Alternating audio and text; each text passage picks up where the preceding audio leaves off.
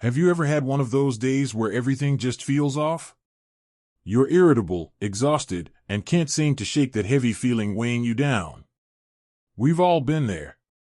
And if you're like most people, you probably tell yourself, I just need to push through or I'll deal with it later. But what if I told you that these seemingly innocent thoughts and behaviors might actually be sabotaging your mental well-being? Welcome back to the channel, everyone. Today, we're diving into something that affects each and every one of us, our mental health. Not just when we're struggling, but every single day.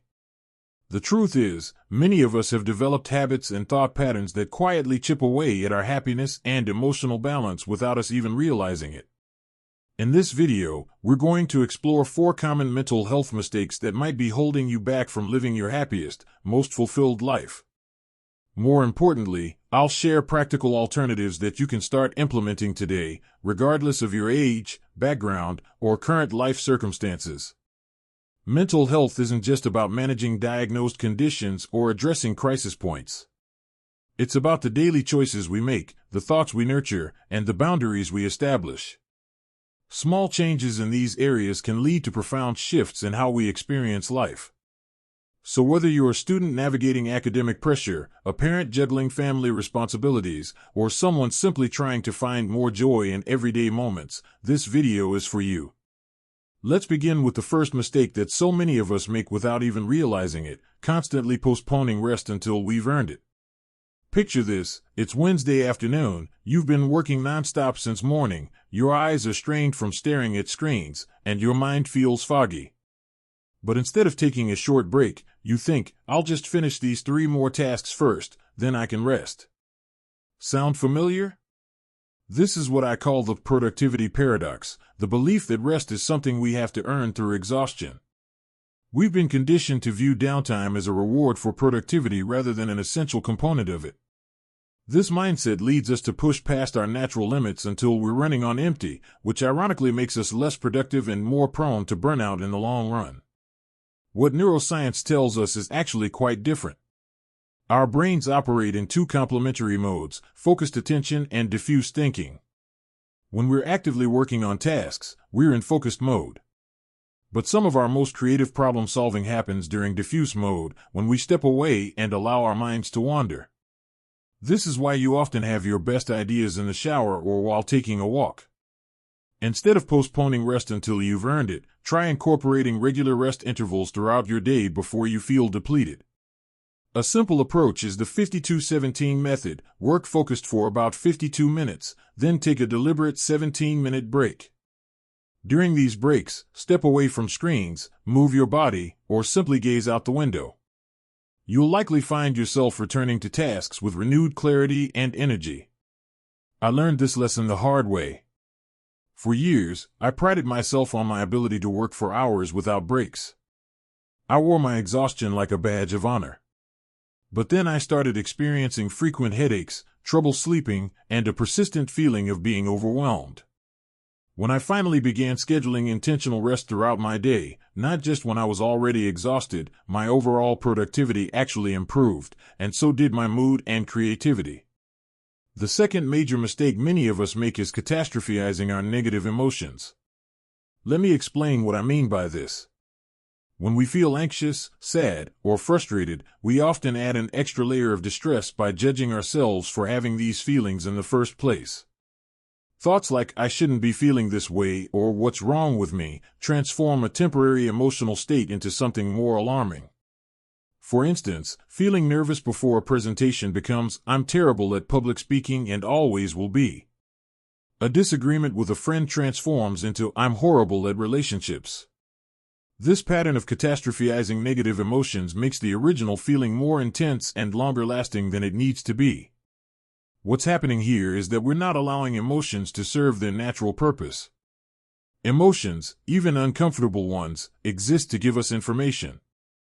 Anxiety alerts us to potential threats. Sadness helps us recognize what matters to us. Anger identifies boundary violations. When we immediately try to suppress these emotions or beat ourselves up for having them, we miss valuable insights they might offer. The alternative approach is practicing emotional acceptance. This doesn't mean liking negative emotions or wallowing in them. It simply means acknowledging their presence without judgment. Try saying to yourself, I notice I'm feeling anxious right now, and that's okay.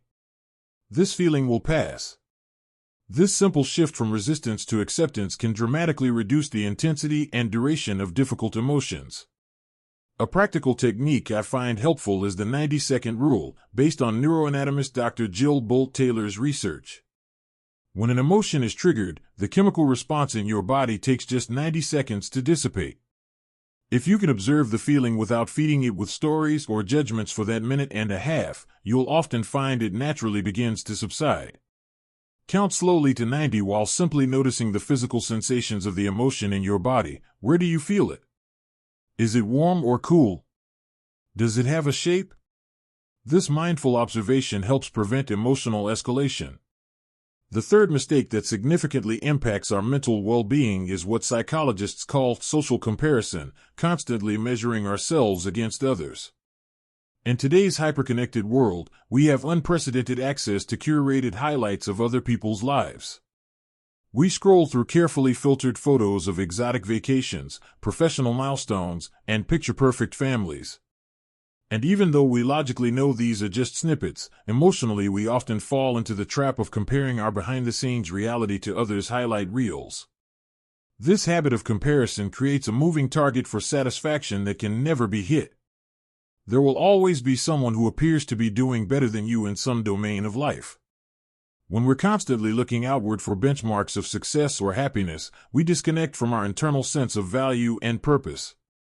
What's particularly insidious about social comparison is how automatic it becomes. We don't even realize we're doing it until we're already feeling inadequate or envious. A casual scroll through social media can leave us feeling subtly deflated without understanding why. The alternative is developing what I call self-referenced measurement, evaluating yourself based on your own past, personal values, and unique circumstances rather than external benchmarks. Ask yourself, am I growing in ways that matter to me, rather than am I doing better than others? A practical exercise is to create a personal definition of success for different areas of your life. What does successful parenting look like for you specifically? What constitutes a fulfilling career by your own standards? Having these personalized definitions helps immunize you against unhelpful comparisons. Another helpful practice is conducting regular social media audits. Notice which accounts or individuals consistently leave you feeling worse after engaging with their content. It doesn't mean there's anything wrong with them or you, it just means that particular comparison point isn't serving your well-being right now. Consider muting, unfollowing, or limiting exposure to content that triggers unhelpful comparison. The fourth and final mistake we're exploring today is perhaps the most fundamental, neglecting the mind-body connection. In our culture, there's a tendency to treat mental and physical health as entirely separate domains. We might diligently monitor our physical health, tracking steps, watching our diet, getting regular checkups, while completely overlooking how our physical habits directly impact our mental state. Or conversely, we might focus on psychological strategies for well-being while ignoring the physical foundation that supports them. The reality is that the mind and body are inextricably connected. When we neglect basic physical needs, our mental health inevitably suffers. This isn't just folk wisdom, it's backed by substantial research. Sleep deprivation affects emotional regulation. Chronic dehydration can mimic anxiety symptoms. Lack of movement contributes to depression. Poor gut health influences mood and cognition. I spoke with a clinical psychologist recently who told me that before diagnosing complex psychological issues, she always checks 4 baseline physical factors with her clients: sleep quality, nutrition, physical activity, and water intake. She's found that addressing deficits in these areas often resolves what appear to be purely psychological symptoms. The solution isn't complicated, but it does require consistency. Prioritize adequate sleep by establishing a regular sleep schedule and creating a wind-down routine. Stay hydrated throughout the day. Even mild dehydration can affect cognitive function and mood. Move your body daily, even if it's just a 10-minute walk. And be mindful of nutrition, particularly foods that support brain health like omega-3 fatty acids, antioxidants, and complex carbohydrates. I remember working with someone who had been struggling with persistent anxiety. She had tried various therapeutic approaches with limited success. When she finally addressed her chronically disrupted sleep patterns, the improvement in her mental state was dramatic. Sometimes what we think of as complex psychological issues have surprisingly simple physical components. Let's take a moment to recap the 4 mental health mistakes we've discussed today. First, postponing rest until we've earned it, rather than viewing it as an essential component of productivity and well-being. Second, catastrophizing negative emotions instead of accepting them as normal, temporary experiences with valuable information to offer. Third, constantly comparing ourselves to others rather than developing personalized measures of growth and success. And fourth, neglecting the powerful mind-body connection that forms the foundation of our mental health. Each of these mistakes is extremely common. I've certainly been guilty of all 4 at various points in my life. The good news is that awareness is the first step toward change. Simply recognizing these patterns when they emerge gives you the opportunity to make different choices. Remember that mental health isn't about achieving some perfect state of perpetual happiness. It's about developing a flexible, compassionate relationship with your own thoughts, emotions, and experiences. It's about building habits that support your well-being across different circumstances and life stages. And it's important to acknowledge that while these strategies can be tremendously helpful, they're not substitutes for professional support when needed. If you're experiencing persistent mental health challenges that interfere with your daily functioning, please reach out to a qualified mental health professional. Seeking help is not a sign of weakness, it's a sign of courage and self-awareness. I'd love to hear about your experiences with any of these common mental health mistakes. Have you noticed yourself falling into these patterns? What strategies have helped you overcome them? Share your thoughts in the comments below. Your insight might be exactly what someone else needs to hear today. If you found this video helpful, please give it a like and consider subscribing for more content on mental health, emotional wellness, and personal growth. And remember, small, consistent changes in how you think about and care for your mental health can lead to profound improvements in your overall quality of life. Until next time, be kind to your mind. You deserve it.